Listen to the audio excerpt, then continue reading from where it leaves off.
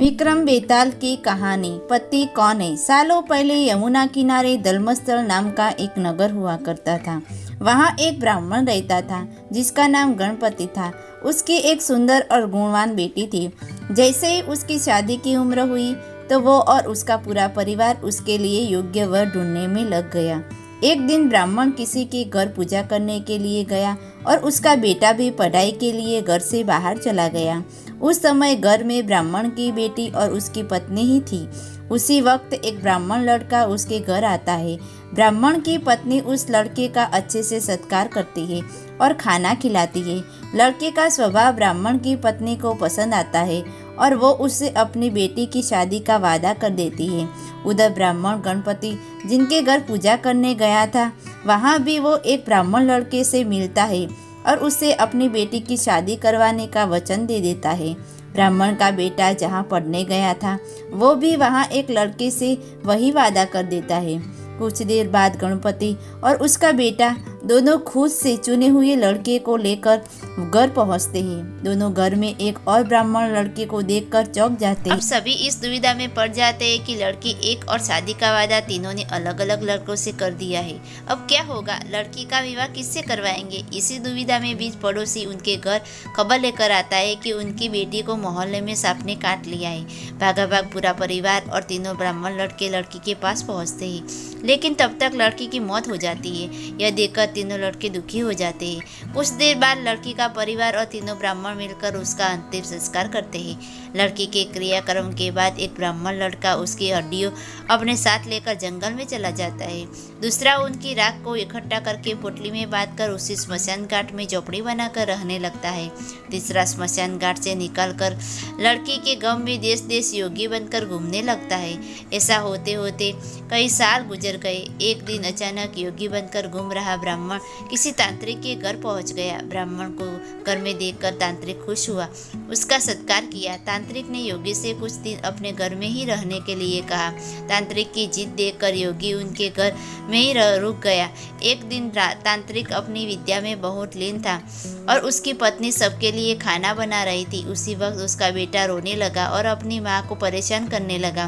तांत्रिक की पत्नी ने उसे बहुत संभालने की कोशिश की, लेकिन वो नहीं माना। आखिर में तांत्रिक की पत्नी को इतना गुस्सा आया कि उसने अपने बच्चे की पिटाई कर दी। उसके बाद भी जब बच्चा चुप नहीं हुआ तो उसने उसे चूल्हे में डालकर जला दिया।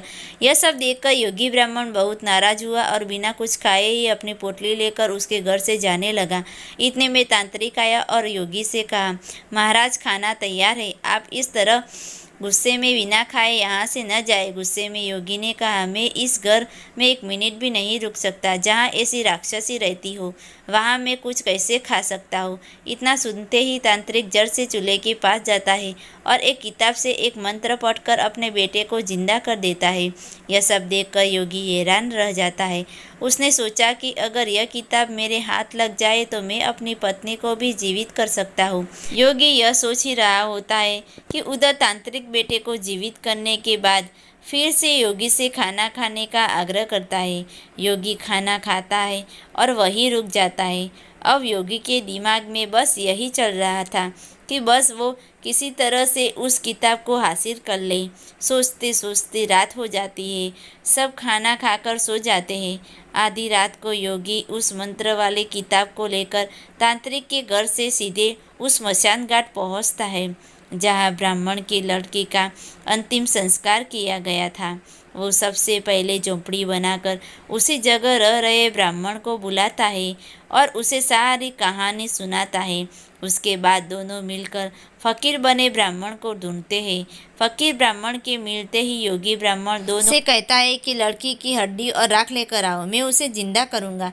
दोनों ऐसे ही करते हैं। राख और हड्डी इकट्ठा करने के बाद लड़की को जलाई हुई जगह में योगी ब्राह्मण मंत्र पढ़ता है और लड़की जिंदा हो जाती है।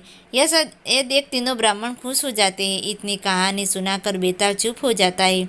कुछ देर बाद वह राजा विक्रम से पूछता है, बताओ वह लड़की किसकी पत्नी हुई। विक्रमादित्य बेताल के दोबारा उड़ने के डर से जवाब नहीं देते।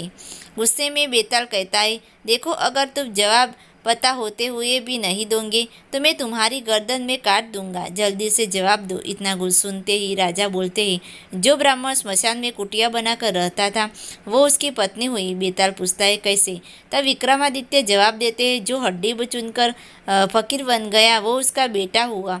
जिसने तांत्रिक विद्या से उसे जीवित किया वो उसका पिता समान हुआ, और जो उसकी राग के साथ जीवन जी रहा था वो ही उसका पति हुआ। जवाब सुनते ही बेताल ने कहा, राजन, तुमने बिल्कुल सही उत्तर दिया है, लेकिन शर्त के मुताबिक तुम्हें मुंह नहीं खोलना था, इसीलिए मैं दोबारा उड़ रहा हूँ। इतना कहकर बेताल दोबारा घने जंगल के किसी पेड़ के जाकर लटक जाता है और राजा विक्रम उसे पकड़ने के लिए उसके पीछे भागने लगता है। कहानी की सीख, चतुराई और बुद्धि से बड़ी समस्या को हल किया जा सकता है।